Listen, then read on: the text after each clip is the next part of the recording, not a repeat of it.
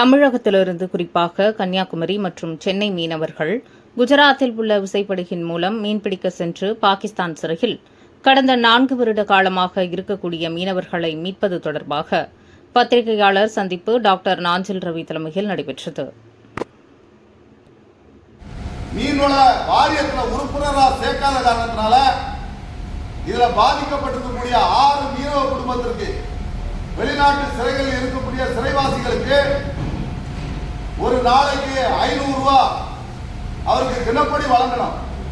அந்த தினப்படியை இங்க இருக்கக்கூடிய 7 பேர்ல ஒருத்தருக்கு மட்டும்தான் கிடைக்குது, 6 பேருக்கு கிடைக்கல. அப்படி ஒரு அரசு ஊழியருக்கு ஒரு மாத ஊதியம் வரலாம், அவரால் குடும்பம் நடத்த முடியாது. ஆனா இந்த 6 குடும்பமும் கணவர் ஜெயில இருக்கிறார், வெளிநாட்டு சிறையில இருக்கிறார். மாண்புமிகு தமிழக முதலமைச்சருடைய பொது நிவாரண நிதியும் கிடைக்கல, தினப்படியும் கிடைக்கல.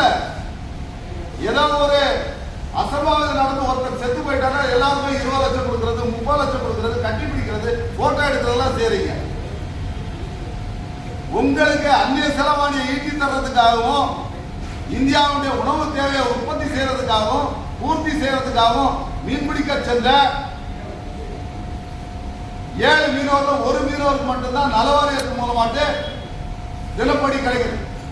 நீதி அவருடைய கவனத்துக்கு போய்தான் சென்னையில் இருக்கக்கூடிய நம்ம மெரினா அலுவலகம், மெரினா பீச்சுக்கு எதிரில் இருக்கக்கூடிய வெளிநாடு அயலகத்துறையுடைய இதுல இருந்து ஹை கமிஷன்ல இருந்து வந்த லெட்டரு, நாங்க அவங்கள விடுதலை செய்வதற்காக முயற்சி எடுத்துக்கிறோம். 3 வருஷமா பதில் எழுதிட்டு இருக்கிறாங்க. கடந்த 3 வருஷமா பதில் மட்டும்தான் வருதே தவிர மீனவர்களை வீட்டுக்கு கொண்டு வந்ததுக்கான எந்த அறிகுறியும் தெரியல. சிறை கைதிகள் பரிமாற்றம் அதுல இவங்க எல்லாம் வரல.